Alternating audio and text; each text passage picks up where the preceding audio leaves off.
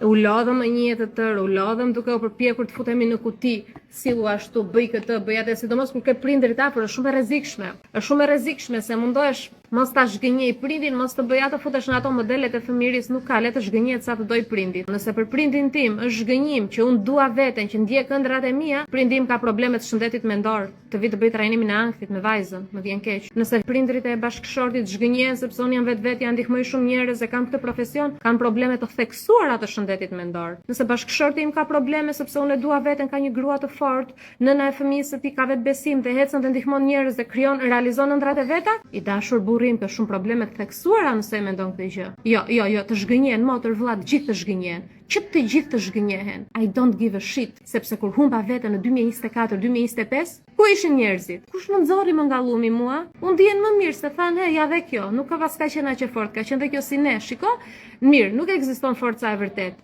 Në të vërtet nuk ekziston. Gjithmonë çdo njeri në jetë do zvarritet. Jo. S'ka. Ekziston forca. Unë jam forca.